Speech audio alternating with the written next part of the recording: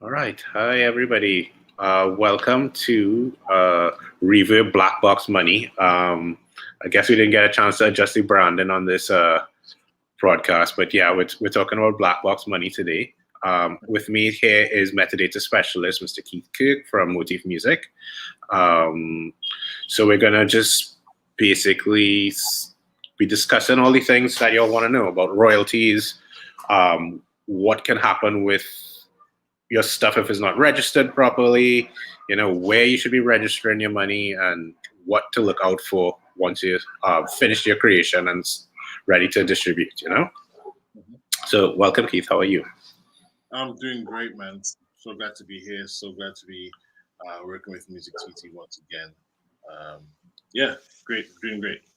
Yeah, so it's really good to have you. We've been wanting to do like a follow-up to our talk we had last month with Ryan Marcus talking about, roadmap to releases. So we talked about our roadmap to releases, and now I think it's talking about, that next step, kind of registering your content, where the money goes, what's generating money, and so on. So I mean, in your opinion, like, what's kind of like the most important thing you need to do right before you release? Where should you register first? And good question. Yeah, first place you want to go to is to find a PRO in your country, right? Whether you're in Trinidad or in Canada, America, find that the PRO, the Public Performing Rights Organization in your country, and then register your work with that organization. right, and so like in Trinidad, we have a few. We have COT, we have TTCO, and I think Awesome. I don't know if Awesome is still around, but so registering that, what's needed to really register that content with them? Generally, with a PRO, good question again. Would want to know that you have already had. If you're not a member, you've already had a commercially released work, right? Whether on radio, CD, it's released on Spotify, iTunes, or whatever. They want to know that's commercially released, and then you're eligible to sign up as a member. Once you become a member, then you can just go and register the songs. In terms of what you need for the songs, you need all the contributors on the song, Right, and what the shares are. right. Yeah. Okay, so on contributors, we're talking about people that just in the composition, or are we talking about stuff on the recording side as well, on the production? No, just the composition side, because PROs, Performing Rights Organizations, they generally just take care of the composition and the publishing side of things. Right. Okay, and I think Empress Rose is going to join us, so I'm going to add her in. Hey, Rose, how are you? I'm doing well. Welcome to our Reverb talk here. So we've just been talking about, basically, we're looking at stuff from the very beginning. So as soon as the music has been finished being written and produced, we're looking at where we're going to register this music. So we just talked about the PRO. So registering your music with a PRO, making sure all your contributors are there. So what do you think would be the next best thing to register after? So we're still talking about the composition side before we get into anything about the masters. Let's talk about the composition side. Where else do we need to register these compositions? Well, I go through a routine. There's a routine that I use. I'm trying to find my best spot here. There's a routine that I use that includes, first of all, that the spreadsheets are signed off, because that's the main thing. If that's not done correctly, then that could hinder or create legal problems. And what we are finding, especially on the Caribbean end, is that they don't want to deal with spreadsheets, So the first thing is the spreadsheets. Even before the composition is done, if anything needs to be changed on the composition, such as adding new writers or producers and stuff like that, that can always be amended. But it's important that the spreadsheet is first and foremost.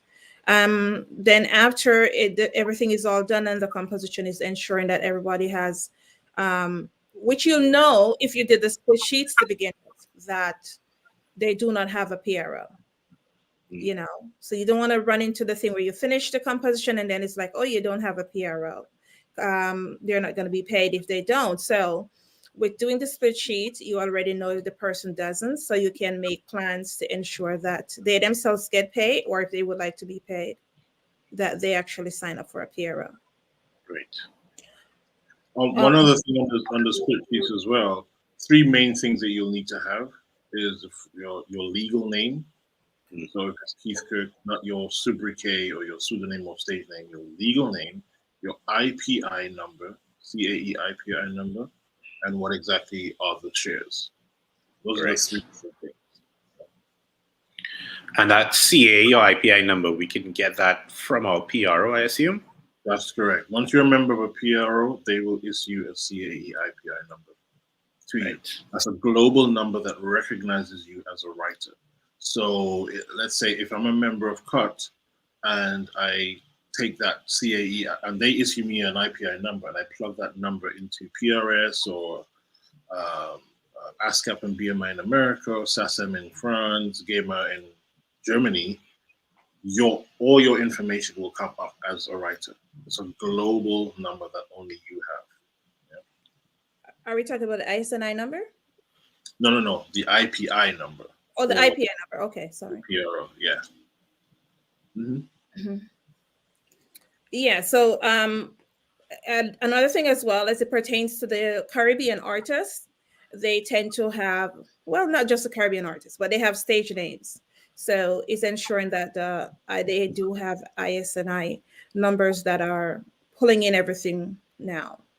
That helps as well to register all the different names that they do have. Yeah. The ISNI is a relatively new thing, and they're now trying to really adopt that in a massive way, especially DDEX. DDEX is a organization that is standardizing metadata across the value chain, the value supply chain. And they found that exactly what Empress just said, is that there's so much ambiguation with names, right? So for instance, P. Diddy, he has like 6 names, right? And artists sometimes would register one name and then they register 3 songs, and on the 3 songs, there are different names on the 3 songs. So they're trying to adopt the ISNI code, the International Standard Name Identifier, that's going to pull, so if you have 3, 4, 5 different identities or names or whatever stage names, it's all going to be pulled into that one code. It's called an ISNI code, the International Standard Name Identifier. Okay, so so this ISNI code. What's the best way for an artist to go about getting this code? Is this again supplied by the PRO, or do they have to register with an international body to get this code, or is it auto-generated? What's the process? It's a free code that you can get. You go to one of the free ways to get it is through a website called sound.credit. It doesn't have like a .com or anything like that. You just Google sound.credit, the website will come up, and then you go through the process of applying for the ISNI, right? So you have to go through a process, you answer some questions, and then they will email it to you as a PDF format immediately, and you have your ISNI number. Okay, wow, great. So it's a good idea for people to start getting that, because it's going to be widely adopted really soon, like soon.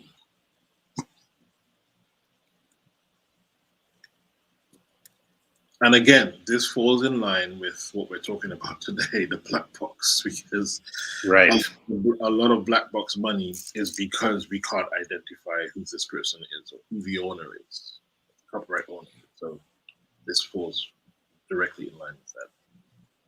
Right. So talking about that, so suppose I am working with someone and let's say they were the writer on my song or the co-writer on my song, and they don't have an IPI number or ISNI number. What happens to that money that's being generated from the exploitation of those IP?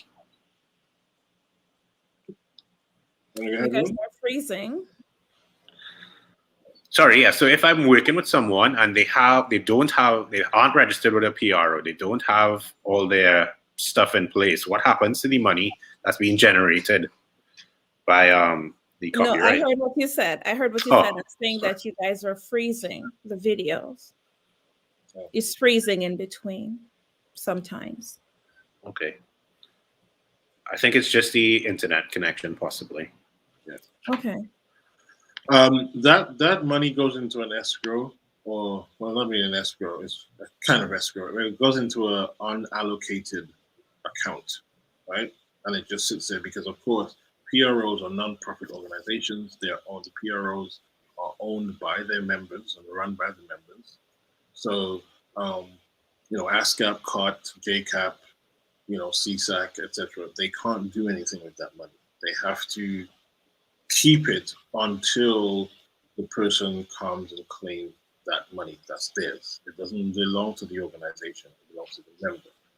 But even if you sign a split sheet and a member does not have a PRO, you can still sign up your share. So let's say 3 of us write a song, Martin and Empress, they have a PRO, but I don't have a PRO.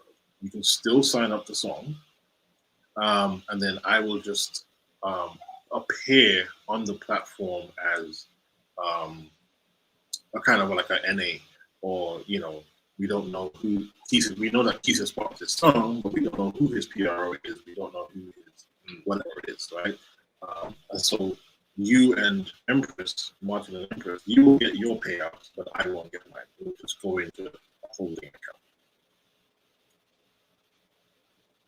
Right. So, and then I guess at some point in time, you would then have to register with a PRO. That's and right. Hopefully have access to those finances there. Yes. Once I then register, then that register my share on that song, then that revenue will flow through to my account. Okay. So right. So Rose, yeah, you continue, and you had this I guess way that you go through everything. So you're saying you're doing your split sheets first. You do that spreadsheet.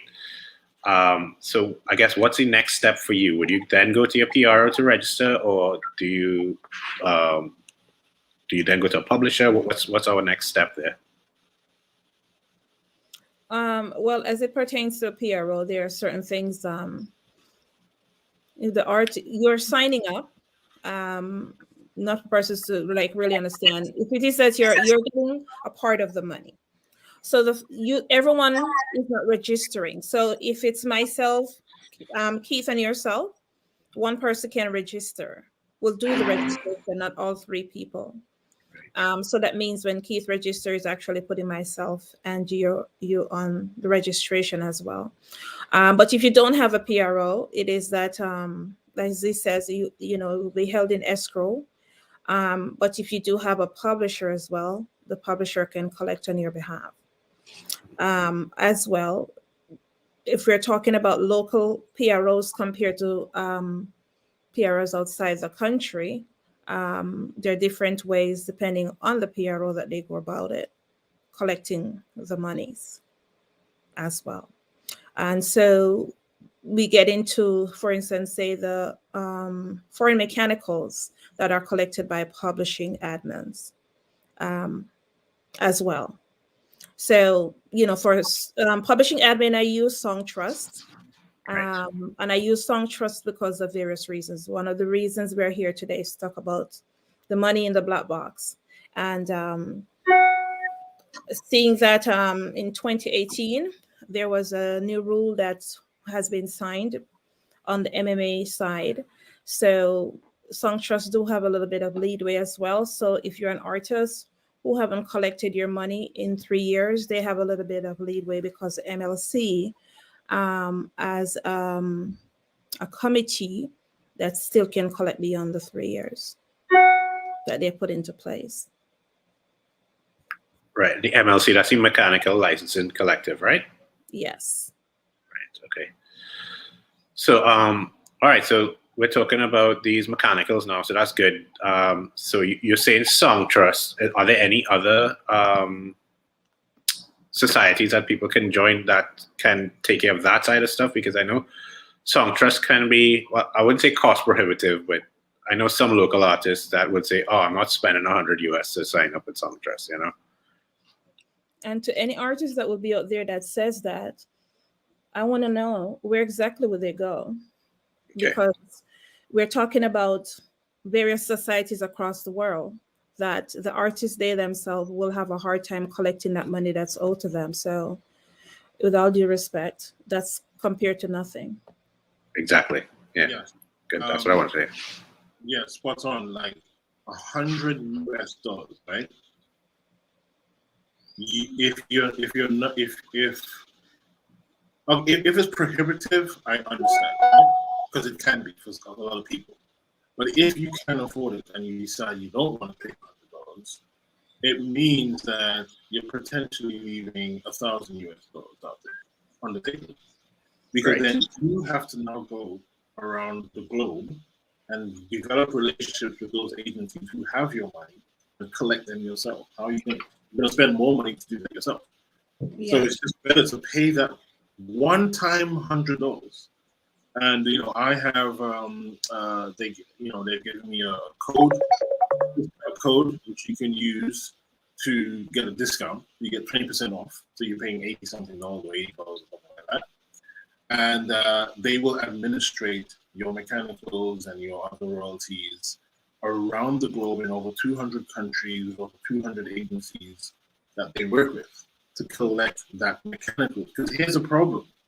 Most people, if we're talking about the Caribbean specifically, most people are only signed up with a PRO, Right. which means just collecting that public performing royalties only, and leaving the rest of royalties on the table, right? Because the PROs are only mandated to collect a certain type of royalty. But there's so many other royalties out there that your song is generating day in, day out, that you're not collecting because you're not signed up with the correct agency. So it's a good idea to go an organization, a public publishing admin like Song Trust. There's also The Noise, THENOIS, thenoise.com. There's also Centric Music in England. They're, I think they're free to sign up with. And there's also a new one called, just heard about, called Clear Cut Royalties. Clear Cut Royalties, right? And Clear Cut Royalties, they do a lot of, they're a real publishing administrator, right? They do a lot of administration for independent artists and labels and stuff like that. So that will be the second thing that I would do. So after you do it, you sign up with a PRO, you want to sign up with a publishing administrator. With that, Sorry, I was about to say as well, the PRO does, I'm sorry, not Sound Exchange, not Sound Exchange, Song Trust. Song Trust does a little bit more, like, in terms of collecting on the PRO side. There's also an international PRO. What was it? We're talking about the CMO, where it is that money is there. That's from the international PRO. So they're not just collecting. There's so much more to what they do. They're collecting on the PRO side, they're collecting on the CMO side for the monies that are sitting out there. So it's the MLP. Yeah, and MLC as well. Yes, they now have a relationship with them as well, and that relationship is what I'm saying, that ordinarily, for the black box, it would hold it for like say 2 to 3 years, but where it is now, Song Trust is also part of the committee, the MLC committee. They're able to go beyond the 3 years. That's the reason why the committee was formed, so that persons can all this money that is being given to the black box, that we try and get someone if they have clients, but you have to be a client of Song Trust in order to be considered to go beyond the 3 years. Right. So so I'm just going to recap a bit. So we go in with, make sure our split sheets are in order, register with your PRO, and then our third step here, as everybody said here, register with Song Trust, right? It's $100 and it's for a lifetime membership, right? Yeah, but there are others besides Song Trust. Okay. I'm just using Song Trust as an example. So, yes, the publishing admin. Publishing admin. So let's just talk about that process, registered with a publishing admin. Do you then have to submit each song directly, like your catalog of songs directly to Song Trust? And any publishing admin, and what data do they need? Is it the same data that we're supplying to our PRO? Yeah, essentially the same data. Songs, who's the copyright owners, the splits. You can, even on Song Trust, you can put the lyrics in, iPad numbers, and then they have a feature where if your song is released, they can map the song to the song on Spotify. Right? So they've got those features in there as well. So, but different organizations like Song Trust, they've got different features and all that kind of stuff. But that's generally the same situation. Now the thing is, two other things to remember. You don't have to give them every song. You can say, okay, I want them to administrate these songs, but this song I want to do something else, right? So you don't have to register all the songs if you don't want to. And the second thing is that you have to remember that if you do sign up with Song Trust, you have to be with them for at least 12 months, right? Now, they did say that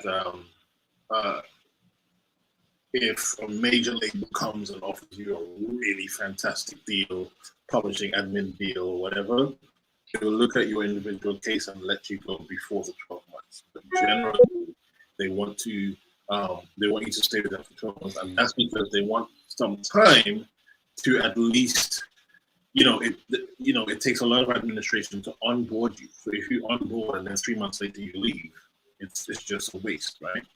So they want some time with you, a long period of time for you to process you, at least try to find some royalties for you, and then after that, if you decide to leave, then you can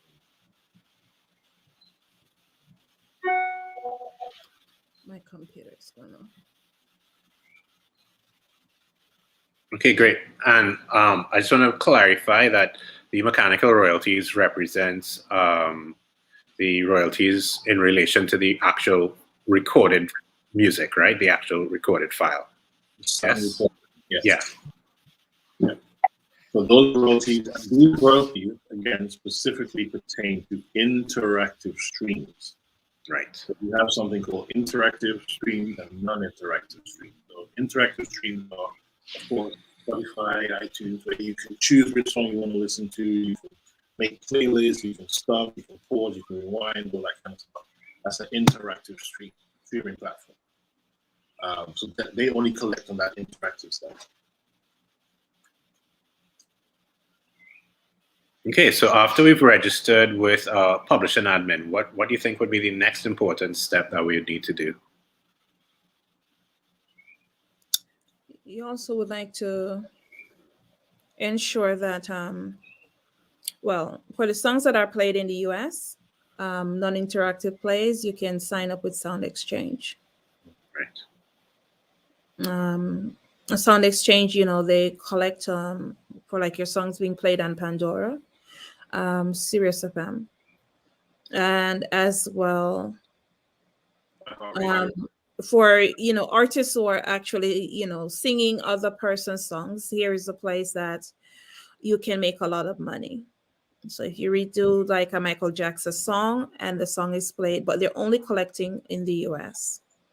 So if the song is played in the US, a song that you redone, here's your chance to make money from Sound Exchange. And just remember also that Sound Exchange is a PRO. They're a digital PRO, right? Right.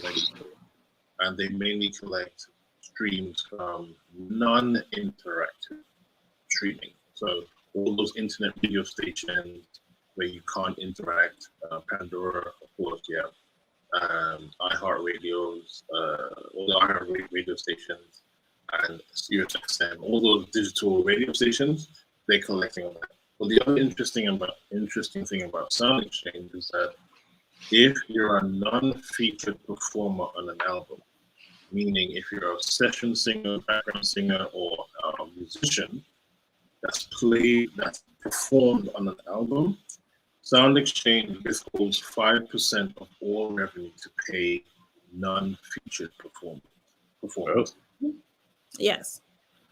But you have to be a member of Sound Exchange. Right. But they then pay the AFM SAG-AFTRA fund. The AFM SAG-AFTRA is a fund that pays out to people who are non-feature performers on like movies, on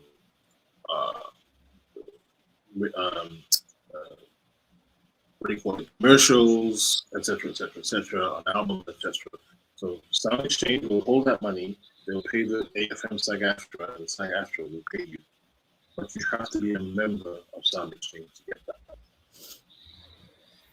So would you suggest like a session musician signed up for an account at Sound Exchange if you're just a session musician or a session singer?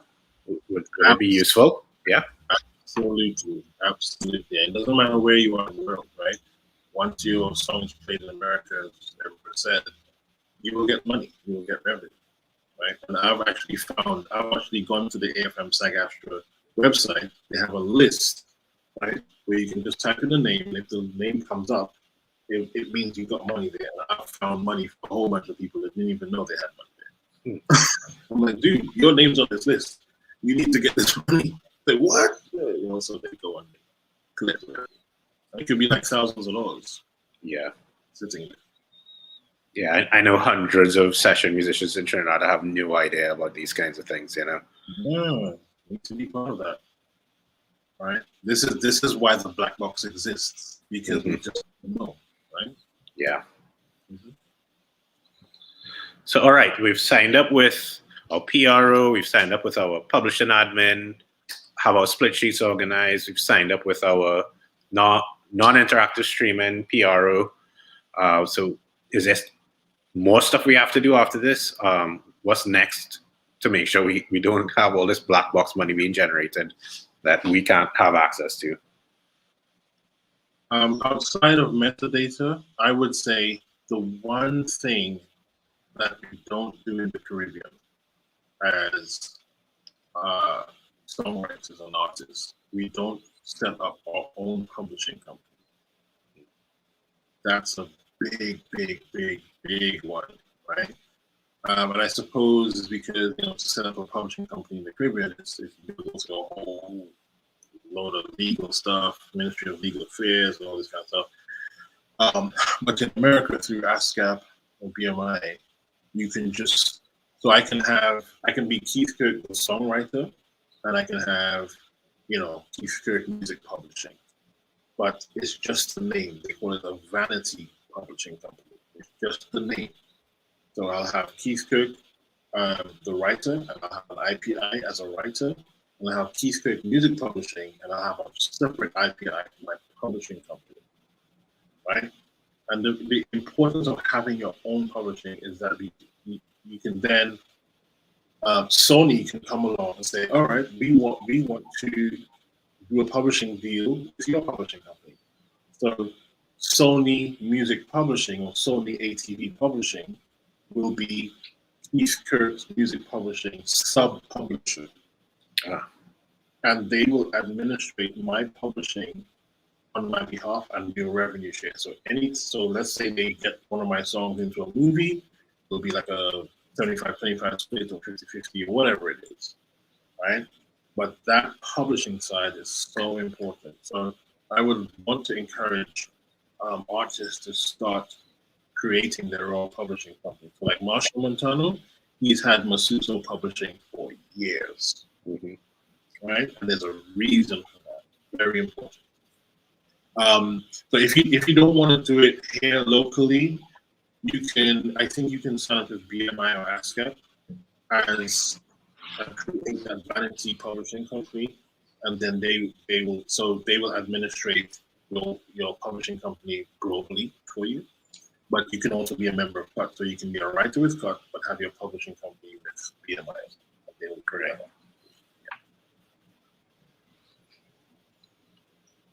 Okay, and is there any other black box kind of money things we have to look out for? Because I mean, we're talking about you're writing, your sound recording, even if you're a performer on a sound recording and may not be the writer on the sound recording. What other kind of like pitfalls do we have to look out for? You're talking about other royalties that you'd have to look out for? Yeah, so what other royalties can we make sure that we can collect besides just our mechanicals and our copyright? What about like neighboring rights or other things like that? Well, the neighboring rights is gonna fall under sound exchange or your publishing admin. Right. But when you talk about the black box, there are, for instance, what do you call it? Retroactive royalties, which is what they're called. And retroactive royalties are unallocated royalties that are waiting to be paid out to copyright owners, right? And how they arrive here is that when songs aren't registered correctly. So it's also important for the artist or anyone that's representing them, or even the artist themselves, to always check to ensure that the information that they entered it in PRO, that it is correct. Because if the information is not correct, it sits out there. But if you realize it at a certain time, you'll be able to collect it. That what becomes your retroactive royalty. I'm echoing. These royalties, they basically they sit, with a collection society for a period of time, and depending on what society it is, before they can, you will actually get it. The important thing to know is that for everyone, when someone plays the songs, or I should say, when someone streams a song, it generates different royalties across the world, and that's how it is that you're getting paid. So the idea is that you have the different societies in place, or the different collection agencies where you sign up for, so that every time your song is played, that you're being paid as well. And I would say a great portion of it has to do with your PRO and your publishing admin. Your PRO, you're ensuring that you're getting paid within a certain area. Your publishing admin is going to go and get your foreign mechanicals. It's not so much just about the fact they'll go get your foreign mechanicals, but you, in terms of pushing the envelope to ensure that you're getting what exactly is correct across the board, is that your metadata is done correctly. Again, if your songs are unregistered, if there is no collection society in place, if there's no publishing administration in place, then the money is going to be sitting out there. And if it falls anywhere around 3 years, you're not going to get that money back as well. But there are so much different royalties in terms of collecting. You got microsync royalties, which is what? Microsync is based on synchronization of music with a moving image. So depending on where this is, they're able to collect royalties. For example, if you get your songs into a television show, it generates performance royalties. While if it is that your song is played on YouTube, it generates performance and mechanical royalties. So it can become complicated. However, they still fall under microsync royalties. Also, as Rose was saying, there are many royalties out there, right? But you need to understand or have an understanding that when a song is created, it's split into two. You've got the composition, you've got the sound recording, right? The composition side and the sound recording side breaks down into further two parts each again. So the composition has publishing and mechanical, the sound recording has digital and master recording. And then we look down into further, and they keep breaking down into all other royalties, right? And of course, I say on my Clubhouse room all the time, when I speak on Clubhouse, that Kobo did a recent study, where they determined that there are 900,000 revenue streams for one song. Wow. 900,000. So, we concentrate on just not even a handful, we're not even scratching the surface with the potential of royalties out there. And it's not just, based on your song, it's, your books, your song can end up in a theater production. It can end up in a trailer, a movie, a game. It can end up in a county fair. So when you hear the ice cream truck, your song, your melody could be that. And that's royalties, right? There's so many music playing in an elevator, so many ways to really generate royalties, right? But the main thing to ensure that you're collecting these royalties is your metadata, right? Metadata, or bad metadata, inaccurate metadata, missing metadata is the reason why this black box exists, right? It's a chief reason why the black box exists. There's other reasons too. There are other reasons are I discovered the other day that there are 700,000 databases, right, of copyrights, 700,000 databases of copyrights that are inoperable. Whoa. The databases are inoperable, which means that you cannot extract the money, the revenue from those databases. 700,000. Right? And that's a big problem in the industry, on the industry side. Right? So there's just money just sitting there on databases that we can't retrieve. So that's a problem that's causing royalties to sit there because you can't get it. And there's a lot of, even if it is operable, it does not update. It can't update. So the money can't be released. There's that.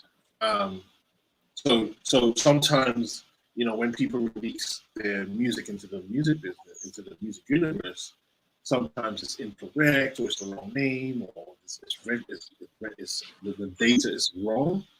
And when they make the correction, some databases don't ever update for some reason. So you cannot get that money, So metadata, I'm the metadata guy. I talk about this, I preach this all the time. Good, clean metadata is more than half of your battle in this music business.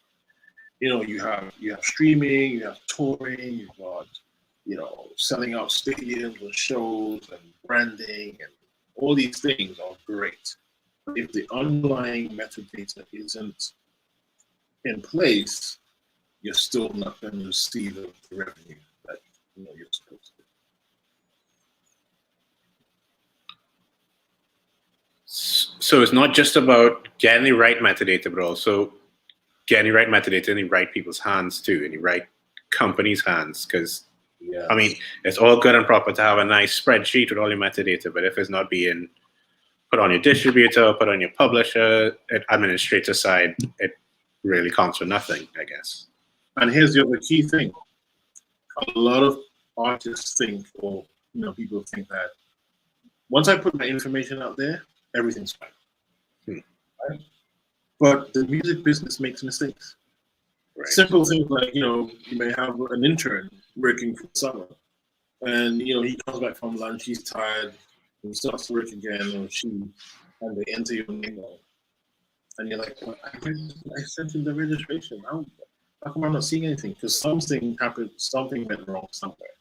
So you have to get into this mindset of doing an audit on music every 2 to 3 months, right? Or every 6 weeks, or every 8 weeks or something. Just checking wherever our data is. We call in and we check, or we go online and check to see if the data is correct. And a lot of times, even when I go on and I check things, like, that's not right. Oh, that's not the spelling of her name or his name. And you have to go and do an amendment and register it properly, right? Right. So we have to practice checking and rechecking and doing an audit to see if everything is sitting in the system correctly. Okay, and I mean, I guess this is related, but I guess having your own set of ISRCs definitely probably makes this process slightly easier. That's another kind of words right there, bro. Having your own ISRC is so critical. It's so critical, and I wouldn't go into detail of why, but it is recommended that you get your own block of ISRCs and tether those ISRCs to your own works. It's highly recommended. Right? In Trinidad, you can go to CUT, you can get the TT ISRC, a block of TT ISRCs. It's free, and you can assign those ISRCs to your master recording and your videos on YouTube. Right? Very important.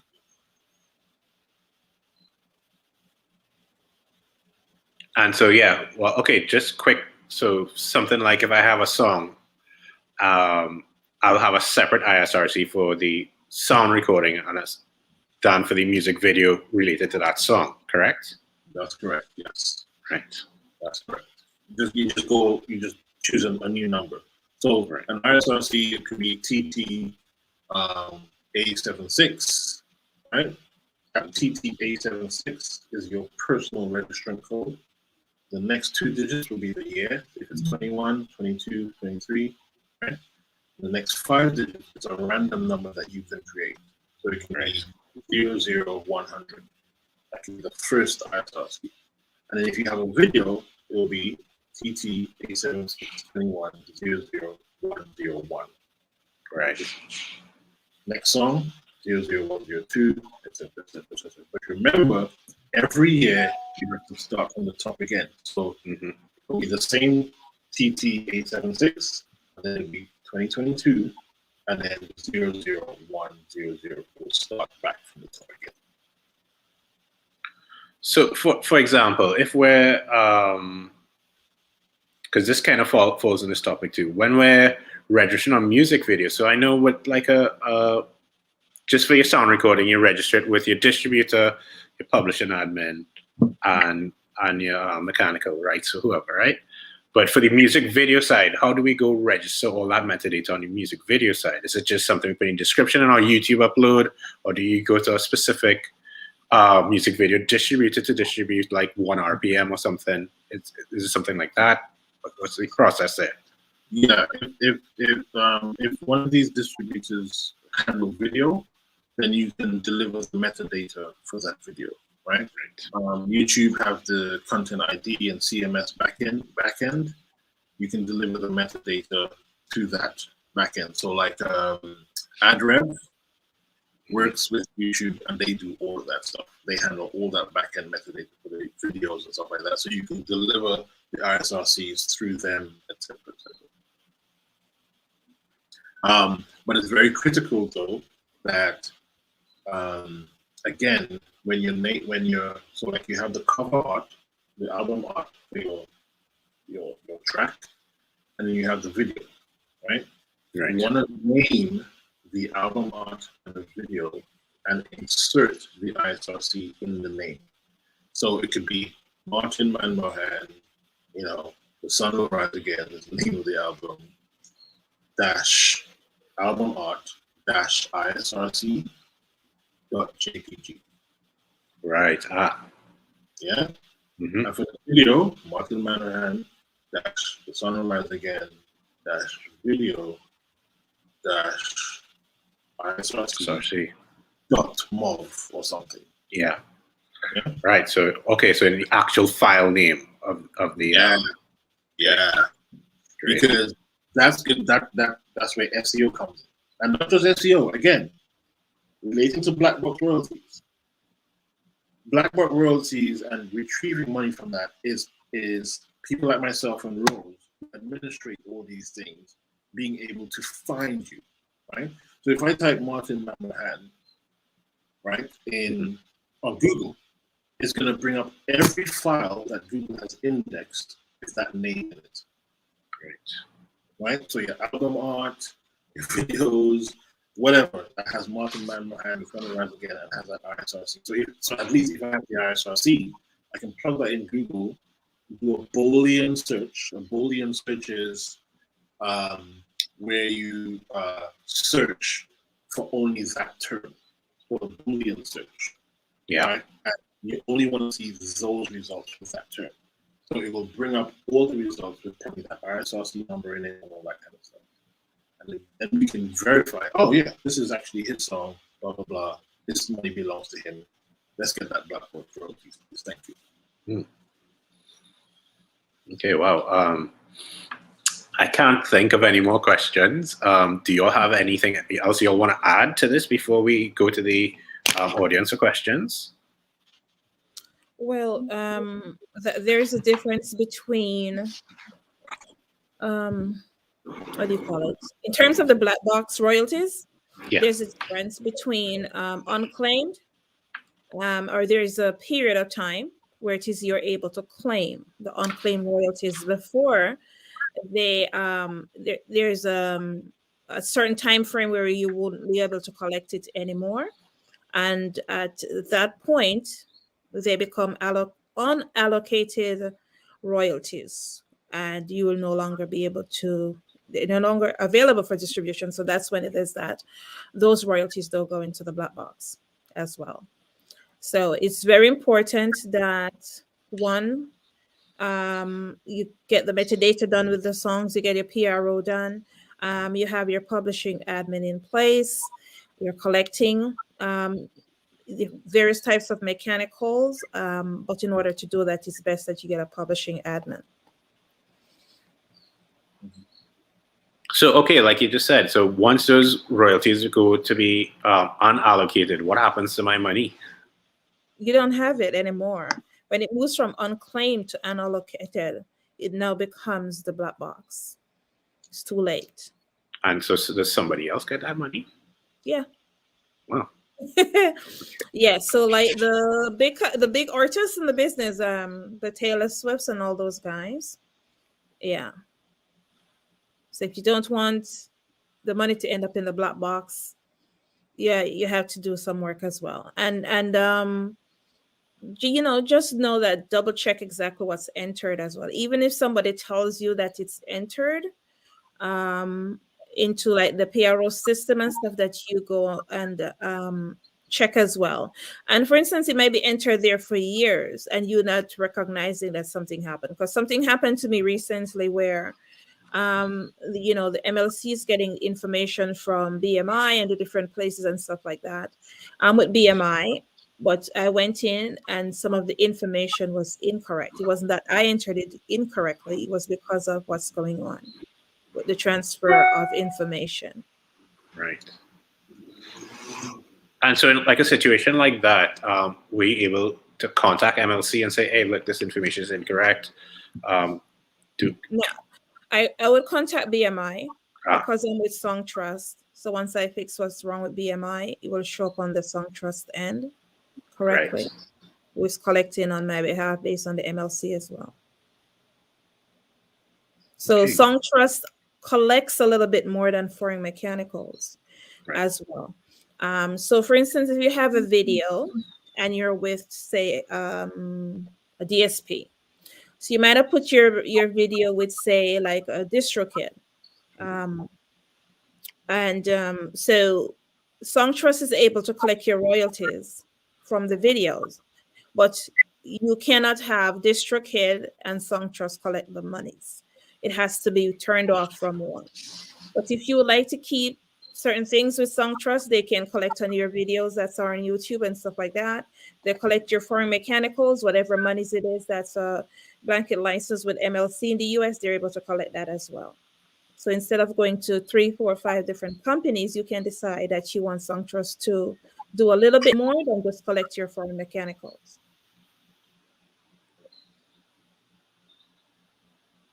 That's okay. Yeah. Great. Keith, anything you want to add before we ask the questions? Anything I want to add? Get that TT locals, TT artists. Get your own TT RSRC from COT. Very important. Get that. Yeah, it's super simple. I think you just email an info@cot.org or whatever it is, and they contact you and get those codes to you. You know. Mm-hmm. Very important, guys. Yeah. Okay, so if anybody has any questions, you could type it up on Facebook or YouTube. We can see it live. In the meanwhile, while we're waiting to see if we have any questions, how can somebody get in touch with either of you? To like, because I know metadata is not something that everybody's readily and able to do on their own. So I know a metadata person like each of yourselves would be recommended to help with these things. Also, I don't do metadata. Okay. That's Keith's avenue. Well, she does in a way. I could go a little bit deeper, but she does do metadata. Yeah, he's very detailed in that field. But for myself, I basically do everything else. Yeah. Right. Yeah. All right. So do y'all mind if I share your emails with everyone in the chat? Yep, sure. No, you can share. No worries. Okay. You use my contact at Motive. Right. Also, I have a metadata sheet. Now, I know that all of this can be really kind of like, oh my God, this is crazy. I have a metadata sheet that I developed when I was at Sony that has all the essential data inputs you need before releasing your music to the market. That's what I would say before we get to questions. Mm-hmm. A lot of people release their music to the market, and the assets, the music, is actually not prepped for the market. It's not prepped. There's a lot of prepping you have to do before releasing that track to the market. So that sheet is a spreadsheet, Excel spreadsheet. It has all the data points that needs to be inputted into your song and prepped for the market before releasing to the market. A lot of people are very kind of I want to get my song out, and I'm not just talking about in Trinidad. I'm talking about everywhere. I want to get my song out. I want to get my song out, right? But there's no rush to get it out, because you get it out, it's not sitting right. There's missing information, which means you're not going to collect all the royalties you need to collect. So you want to make sure that it's prepped, and all the information exists and it's there. The shares, and the IPI, the ISNI, UPC, IPN. Label information, all that kind of stuff before it goes out so that the money can find you. Right. Okay, so we have a couple questions here. Ray Hamilton says, "Good day, guys. Great forum. I'm an artist and produce my own music. I did not get the procedure of having my own publishing company. So Mr. Kirk said it will be a great asset. Also, what does PRO start for?" So can we just cover that? Get your own publishing company. In Trinidad, it's a little more difficult. I believe you have to go register with Legal Affairs to actually register a publishing company. Mm-hmm. But as you were saying with BMI, I believe you can just create a vanity style company and register it directly there. Yes. So if you go to BMI, I think it's 100 and something US again. What was that, $600 or something like that? Yeah. And you register. So if it's Martin Manmahan, it could be Manmahan Music Publishing, right? And they will register that on BMI. They will issue an IPI number, and you literally have a publishing company, right? That's collecting your publishing, right? Because if you're always cut, you're not collecting publishing. You're not collecting mechanical. Yeah. Mm-hmm. So PRO just stands for your performing rights organization. Ray's also asking, how can you access the metadata sheet? Because I got lost with some of the fields of metadata. So I think just email contact@motivemusicservices.com, and Keith will share the metadata sheet with you directly. I did see another question. Is this info readily available at COT? So not the info we're talking about today is not readily available at COT, I would say. Again, contact Keith, contact Empress Rose here. Both of them can guide you on the information, tell you about the services they offer, and you can engage them to have a lot of this thing kind of handled for you if it seems like it's a little too intense, you know? Yeah.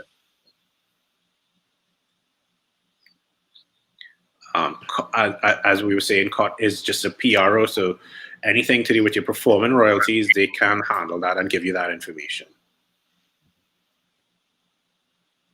Right, and they also distribute the ISRCs, and I mean I think they do neighboring rights now. I'm not 100% sure. Yeah. Yes. Yeah.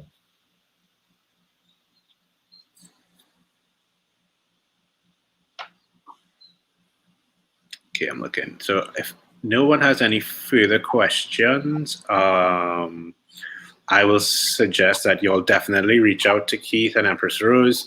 We're hoping to have some more stuff going on with Keith and Empress Rose pretty soon. We're just kind of tie up some projects that we want to do, and then we would definitely be engaging with them further, so you could benefit from their vast knowledge a little more. Because I know this format may not be the best way to get the information to you, but we're at least trying to whet your appetite with some of the information that you need to get, you know? Some exciting things are coming, especially with Empress. So, yeah, stay tuned, guys. Yeah. No, I was saying something as well is that everyone that's an artist should also know that where you register your song, the name, if it's featuring an artist, however you register it, keep it consistent. You do not want to put Empress Rose into, say, the DSP, and then you get over to the PRO, and then you put Rose Green. Yeah, it's two different things going on there. So keep it consistent across the board. Whatever you decide as the name of the song, if there's a featured artist on it, all of that information should be consistent across the board. And especially for artists who likes to, change the name over a period of time, or as well, maybe using more than one names. It's important that you sign up for Keith call it isn't the ISNI form, and you do take that number. You can enter it in your PRO information as well, so that if your songs are played outside of the US, where it is My Name is Rose here in the US, but in France it could be Rose. But because I have that number attached, then they would know who to pay the royalties to. I think it's kind of interesting that when I hear that DSPs say that they cannot find the artists to pay them their songs. And in all reality, it's kind of like when you sign up for it, you're entering your information. So that part I just cannot get beyond. However, you just have to play ignorance as well. And ensuring that the information is where they can find you, so that you will get your money. So by all means, visit isni.org, and there are various others that you could choose, but again, you could choose sound.credit, sign up, and they'll give you a number. Yeah, one thing on that different name thing. Now, a lot of people want to change your name, and that's your right if you want to change your name. It's just a hassle, right? If you do change your name, sometimes the PRO will issue a new IPI for that name, right? Yep. So Rihanna, she has Robin Rihanna Fenty has one IPI number, and Rihanna has another IPI number, right? So You can do that and change, but just make sure that once you change, you stay consistent, even on social media. At manmohan.com or at Instagram /manmohan. Yeah. Twitter /manmohan. Just try to keep it consistent as possible, because the industry doesn't know who you are. You have to tell us who you are so that we can pay you your money. So if you make a change, we're not going to automatically know you made the change, right? But if it's consistent, we can say, oh, this is the same person. So if you go online and you type in Justin Bieber or whatever, you will always see the same, his information comes up on Google, and all his information is on the first page of Google. Mm-hmm. So consistency is key as well. Yeah. One more thing before I go. It's also important that you get, I would tell people to get their own ISRC codes, especially, well, for myself, it is that I do other things besides music. So if I'm writing books, I can also use those numbers. They do not just apply to the music. So, right. And it belongs to you. So you're able to track whatever that number is, you're able to track wherever it went to. Because that's the ISNI, not the ISRC. No, I'm talking about the ISRC. They purchase the numbers. You get in all these numbers that you can use not only for your music, you can also use them for books as well. You mean the ISNI? The ISNI number you can use for books and no. The ISNI. I'm talking like when you register your music, you get ISRC and UPC code. Uh-huh. So I'm saying for the ISRC, it's important that if they can get their own numbers. Yeah. That's what I'm talking. Yeah, that's what I'm talking about. Because it's not only used for songs, you can use it for books and other things. You can just put a number on it, and you can track whatever you sold on it over a period of time. Okay, great. So just one last question. Oh, yes, the recording will be available on our page. Yes, so it should be live on YouTube. Well, we're live on YouTube and Facebook now, but the replay should be available within the hour. So again, I just want to thank our two amazing guests, Empress Rose, Keith Kirk. All the information is here in the chat. Please reach out to them if you have any further questions, or reach out to us at info@musictt.co.tt. Again, we have some exciting stuff that's going to be coming up with Keith and Empress Rose. That's going to be pretty cool, kind of brand new to Trinidad and Tobago coming up. So really look out for that. Yeah, and thanks again, guys. This was really, really informative. I will probably go back and watch a replay for myself to get some of this information. But yeah, thanks again. No worries. Thank you, guys. Okay. Thanks for having me. No problem. Thanks so much.